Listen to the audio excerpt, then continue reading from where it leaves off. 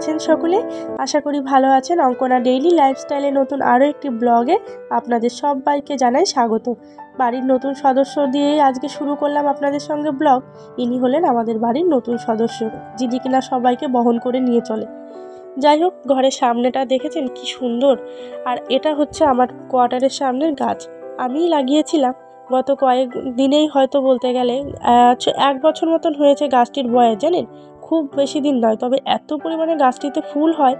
যাই হোক, চলুন, এই গত কয়েকদিন তার পুজো করা হচ্ছে না, যার জন্য আরও বেশি রকম গাছ ভর্তি ফুল রয়েছে। যাবো আদিত্যকে টিউশন থেকে আনতে। যাই হোক, চলুন, ওকে নিয়েও চলে এসেছি। ওকে সকালবেলার টিফিন আমরা দুজনে করে নিয়েছি আগেই, আর এখন আদিত্যকে একটু টিফিন দিয়ে দেবো।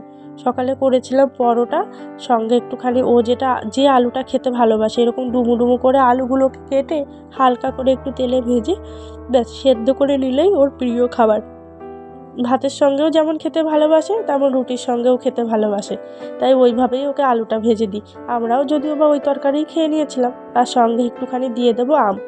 আপনাদের দাদাভাই দেখি সকালবেলা 2টো আম নিয়ে এসেছিলো। আমগুলো এত মিষ্টি, যখন আমগুলো খেলাম তখনই বলছিল বসে বসে যে আমের আটিগুলোকে না একটুখানি লাগিয়ে দেবে তো, যদি নাকি একটা গাছ হয়। সামনে তো মাটি দিয়েছে, আপনারা তো জানেনই। না জানলে আগামীকালের ব্লগে আপনারা দেখতেই পাবেন যে ওখানে আমি কত রকমের গাছ লাগিয়েছি। তো যাই হোক, আমগুলোকে ডুমো ডুমো করে কেটে দেবো যাতে ওর খেতে সুবিধা হয়। হয়ে গেছে সকালবেলার টিফিন রেডি। চলুন, ওকে খাইয়ে দাইয়ে দিয়ে আগে এবার সংসারের কাজকর্মগুলো শুরু করি। যদিও বা আমার সংসারে খুব একটা কাজ নেই, তবুও যতটুকুন যা আছে গুছিয়ে করবার চেষ্টা করি। আমার সংসারে খুব একটা জিনিসপত্রও নেই যে আপনাদের সঙ্গে সেটা শেয়ার করব। তবে ডেইলি লাইফস্টাইল আর এখন না এই ভিডিওগুলোর কোনো গুরুত্বও নেই। আমি লক্ষ্য করে দেখেছি ইউটিউবে এখন চলছে ওই অনম্রতা, অভদ্রতা, যে অশ্লীল পোশাক আশাক পরা যে জিনিসগুলো, সেই জিনিসগুলো এখন ইউটিউবটা বেশি আমি মানুষের কাছে দেখছি পৌঁছাচ্ছে। আমাদের মতন যে সাধারণ ভিডিওগুলো, সেগুলো এখন ইউটিউব কারোর কাছে তেমন কেনা পাঠায় না। আর আমি জানি না এটা আমার অযোগ্যতা কিনা, মানে আমার হয়তো যোগ্যতা নেই ইউটিউব করার, ভিডিও করার, কিন্তু আমিও তবুও চেষ্টা করি প্রত্যেকদিন আপনাদের সঙ্গে আমার যে ডেইলি লাইফস্টাইল, সাধারণভাবে জীবনযাপন করা, সেটা আপনাদের সঙ্গে শেয়ার করবার। জলের বোতলগুলোকে জল ভরে রেখে দিয়ে তারপরে দেখলাম কি আটার প্যাকেটটা পুরো পিঁপড়েতে ভরে গেছে, জানেন? ভেবেছি যাক ভালোই হলো, এদিকে রোদও উঠেছে, একটুখানি আটাগুলোকে এবার ভালো করে রোদে দিয়ে আসি যাতে কিনা পিঁপড়েগুলো চলে যায়। না হলে এই আটা যদি এখন কৌটার মধ্যে ভরি, একদম পিঁপড়েগুলোই কৌটার মধ্যে আরও পিঁপড়ে বরণ ডেকে নিয়ে যাবে। চলুন, একটা থালায় হলো না, জানেন? ভাবছি 2টো থালায় যদি পাতলা পাতলা করে দিই, তাহলে বরং তাড়াতাড়ি করে থালাটা গরম হবে, আটাটাও গরম হবে, আর তার জন্য পিঁপড়েগুলোও চলে যাবে। ব্যাস, চলুন, আটাগুলোকে 2 ভাগে ভাগ করে নিয়ে তারপরে দিয়ে দেবো রোদে। হয়ে গেছে, চলুন এবার এটাকে রোদে নিয়ে যাই। আগে 2টো চেয়ার নেবো, জানেন? ওই চেয়ারের উপরেই দেবো, নিচে একদম আটাটাকে দেওয়া যাবে না, ধুলো ময়লা উড়ে উড়ে যাবে। চেয়ারটার উপরে দিয়ে আবার একটা ওড়না দিয়ে রেখে দেবো যাতে কিনা ধুলো ময়লা না যায়। ধুলো ময়লার থেকে বড় বিষয়, আরও কিছু প্রাণী আমার ঘরে থাকেন না, তারা আবার একটু খাবারটাকে কেননা টেস্ট করতে গেল, আর সেটা তো আর আমরা খেতে পারবো না, সেই জন্য উঁচুতেই রাখা হলো। কি প্রখর রোদ দিয়েছে জানেন? বাইরে একদম পাড়া দেওয়া যাচ্ছে না খালি পায়ে, এত বীভৎস গরম হয়ে গেছে, সানগুলো মেজেগুলো পুরো তেতে গেছে। পরে দেখলাম ওড়নাটা যখন দিতে গেলাম, তখন দেখলাম যে আটার সঙ্গে ওড়নাটা মিশে যাচ্ছে, আর একদম গরমও হবে না, পিঁপড়েগুলো যা তাই থেকে যাবে, তার থেকে বরং আর দেবো না। এই যে আদিত্যকে বললাম চল বাবা গাছ লাগাবো। কী গাছ বলতেই বলছে এত বড় আমের আঁটি থেকে কি বীজ বের হয়, গাছ হয়? আমি বলি হ্যাঁ রে বাবা। বলছে চলো তাহলে আমি লাগাবো।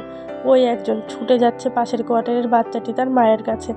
হয়ে গেছে, চলুন, আমের আঁটি 2টোকে ফেলে দিয়েছি, এবার এদেরকে একটু ঢেকে দিয়ে ব্যাস কবে অপেক্ষার অবসান ঘটে সেটাই হচ্ছে বড় বিষয়, যে দেখা যাক কবে এদের গাছ বের হয়। আজকে আবার ওর বাবা আমাকে বলে গেছিলো আদিত্যর গায়ে একটু অ্যালোভেরা লাগানোর জন্য। ওর যে গায়ে র্যাশেসগুলো বেরিয়েছিল না, সেই র্যাশের যে চামড়াগুলো সেগুলো দেখছি এখন উঠছে। তো ওর বাবা বললো অ্যালোভেরা দিয়ে লাগিয়ে যদি টেনে টেনে তোলা যায়, হয়তো সেটা তাড়াতাড়ি করে ঠিক হবে। যাই হোক, আমি অ্যালোভেরাটাকে রেডি করে রেখে দেবো, যদি হয় আমি দিয়ে দেবো, না হলে পরে ওর বাবা এসে ওর গায়ে অ্যালোভেরাটা লাগিয়ে দেবে। একটুখানি অ্যালোভেরাটাকে ভালো করে কেটে ধুয়ে এই যে পরিষ্কার করে এটাকে ছাড়িয়ে রেখে দেবো। কী সুন্দর লাগছে দেখেছেন দেখতে। ছোটোবেলায় জানেন এই অ্যালোভেরা গাছ যেখানেই দেখতে পেতাম না কেন, আমাদের কাছে মনে হতো কি ওরে বাবা কী বিশাল জিনিস, কী অমূল্য জিনিস। কিন্তু এখন যেহেতু নিজের বাড়িতেই লাগিয়ে নিয়েছি, এখন আর এর গুরুত্বটা অনেকটাই আমার কাছে কমে গেছে। আগে একটা অ্যালোভেরার ডাল লোকের বাড়িতে যখন চাইতে যেতাম, লোক এমন করতো, তখন ভাবতাম বিশাল একটা জিনিস হয়তো। কিন্তু এখন নিজের বাড়িতে যখন তো আছে, সেই জন্য কোনো রকম কিছু মনে হয় না। পুরোনো দিনের কথাগুলো যখন মনে পড়ে, অনেক নিজেকে নিজের ছোট মনে হয় যে তখন কত কিছু অবুঝের মতন কাজ করেছি। যাই হোক, অ্যালোভেরাটাকে ভালো করে প্রস্তুত করে জেল মতন বানিয়ে ওটাকে কিছুটা রেখে দিয়েছি, আর কিছুটা আদিত্যর গায়ে লাগিয়ে দিয়েছি। চলুন ঝটপট করে রান্নাটা শুরু করি।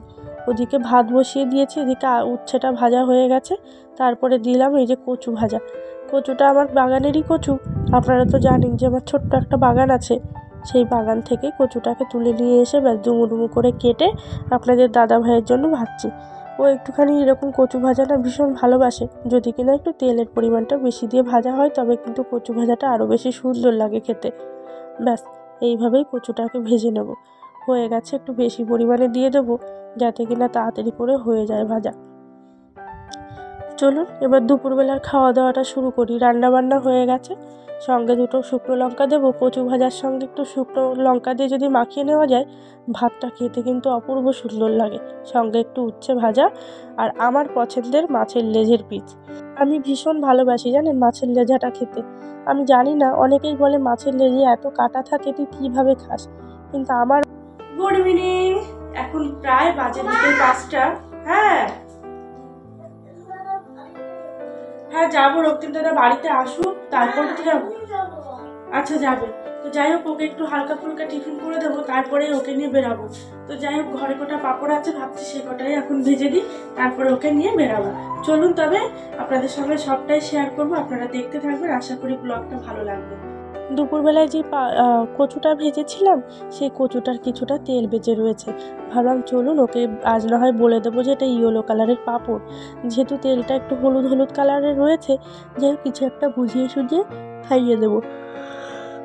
এই পাঁপড়গুলো একটু হলুদ হলুদ হয়েছে, তো যাই হোক ওই পাঁপড়গুলো দিয়ে ওকে হালকা ফুলকা টিফিন করিয়ে নিয়ে তারপরে বেরাবো। ছেলেটা দুপুরবেলা আজকে অনেক তাড়াতাড়ি করে খেয়ে নিয়েছে, ছেলে আর ছেলের বাবা। তো সেই কারণে আজকে তাড়াতাড়ি করেই কিন্তু ওকে একটু টিফিনটা করিয়ে দেবো। সন্ধ্যাবেলা 1 গ্লাস দুধ দিয়ে দেবো, ব্যাস তারপরে পড়াতে বসে দেবো। হয়ে গেছে, চলুন আজকে অল্প করেই পাঁপড়গুলো ভাজবো, কারণ আমি আর খাবো না জানেন। আবার এখানে এসেছি না, সেই অলসতা, সেই আবার অলস জীবনযাপন করা, মানে খুব একটা তো এখানে হাঁটা চলা পড়ে না। শরীরটাতে দেখছি আবার ফ্যাটের দিকটাতে চলে যাচ্ছে। সেই জন্য ভাবছি একদম ভাজা পোড়ার থেকে আমাকে দূরে থাকতে হবে এখন। চলুন ওকে এবার দিয়ে দিই, ও তো পাঁপড় দেখে ভারী খুশি, কারণ ভাজা পোড়া খেতে কোন বাচ্চা না ভালোবাসে বলুন তো। ওই যে খুশির চোটে লাফালাফি শুরু হয়ে গেছে। তো যাই হোক, ওকে এখন টিভিটা চালিয়ে দিয়ে ওকে পাঁপড়গুলো দিয়ে বসিয়ে দেবো, ও খেতে থাক। বা এদিকে দেখুন চিরুনিটা নিচে নামানো রয়েছে। চলুন ওটাকে আগে জায়গার জিনিস জায়গায় রাখি। আমার আবার খাটের উপরে দুনিয়ার জিনিসপত্র থাকলে না ভারী রাগ হয়ে যায়, মোটে ভালো লাগে না। যাই হোক আগে জায়গাগুলোকে পরিষ্কার করে টিভিটা ওকে চালিয়ে দিই। আমাদের এই টিভি রাখার জন্য ভাবছি একটা বাক্স আনবো, দেখা যাক দেখি কবে আনে। ঈশ্বরের উপরে সব ভরসা, ঈশ্বর যদি চান তাহলে আগামী মাসে ভাবছি একটাখানি নিয়ে আসবো। চলুন হয়ে গেছে, সন্ধ্যাবেলা একটুখানি চা খাবো জানেন। বেশ কয়েকদিন হলো চাটা কিছু খাই না, তবে আজকে চা বানাতে গিয়ে যা হলো, দুধটা দেখি কেটে গেছে। কপালে চা না খাওয়া থাকলে যেটা হয়, কিন্তু কেটে গেলে কী হবে, সেটাকেই ছাঁকনিতে ছেঁকে ছেঁকে সেইভাবেই খেয়ে নিয়েছিলাম, যে যতই যা হোক চিনি দুধ খরচ করে তোকে বানালাম, ফেলে আমি দেবো না, সে যেমনই হোক সেটাই খাবো। আর এদিকে আদিত্যর জন্য দুধ আর বনবিটা গুলিয়ে দেবো, ছেলেটা একা একাই খেয়ে নেবে। চলুন হয়ে গেছে দুধ কমপ্লান এদিকে গোলানো, আর এদিকে আমার জন্য একটুখানি চা বসিয়ে দিয়েছি। চাটাই যে অলরেডি কাটা শুরু হয়ে গেছে দেখেছেন। চাটা করে নেব, ব্যাস তারপরে যা বাদ বাকি কাজ সেটা করে নেব। সন্ধ্যাবেলায় একদম হালকা পেটে যদি বাচ্চাকে কিছু খাওয়ানো যায়, দেখবেন ওর পড়ার দিকেও কিন্তু ভারী হয়, মন মানসিকতা ভালো থাকে, পড়তেও চায় ভালো। সেই জন্য চেষ্টা করি সন্ধ্যাবেলা ওকে 1 গ্লাস দুধ খাইয়ে দেওয়ার পরেই ওকে পড়াতে বসার। এদিকে নিম ফলগুলো নিয়ে দুষ্টুমি করছে জানেন, বারবার করে বলছি বা এখান থেকে হাওয়া আসছে, জানলার কাছে গিয়ে বস, কার কথা শুনে ওখানেই দাঁড়িয়ে আছে। আর আমাকে কিনা বোঝাচ্ছিল যে তুমি কিন্তু এখন পড়তে বসবে, তোমার পড়াশোনার টাইম, তুমি এখন বেবি, কত কথা। তারপরে যাই হোক একটু বকাঝোকা দিতে ওই যে দৌড়ে গিয়ে পড়তে বসেছে। তবে ধারে না বসলে সে আর পড়বে না জানেন, ওর কাছে গিয়ে বসতে হবে, পিঠের কাছে গিয়ে বসতে হবে, তবে ও পড়াশোনাটা করবে। আমি রান্না বান্না যদি করতে যাই ওকে বসিয়ে দিই, ছেলে একেবারে পড়তে চায় না জানেন, ভারী বিরক্ত করে, ওর কাছে বসতে হবে। আর এই যে বাহানা শুরু হয়ে গেছে, এটা নয় ওটা, এটা করবো না ওটা করবো, স্কুল থেকে তো অনেক হোমওয়ার্ক দিয়েছে, সামার ভ্যাকেশনের হোমওয়ার্কগুলো সেগুলো এখনও কমপ্লিট করানো হয়নি, বেশ কিছুটা এখনও বাকি রয়েছে। তবে আগে দেখছি অঙ্কগুলোকে করিয়ে নিতে হবে। সেটা হচ্ছে পানি পানি ফল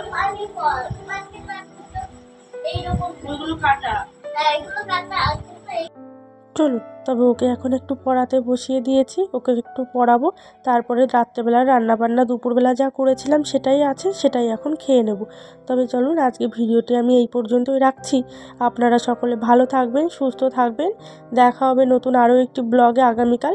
তার আগে আরও একটি রিকোয়েস্ট করব আপনাদের কাছে, ভিডিওটি যদি ভালো লেগে থাকে অতি অবশ্যই একটা লাইক করে দেবেন, চ্যানেলটিকে সাবস্ক্রাইব করে অতি অবশ্যই আমার পাশে থাকবেন। নমস্কার।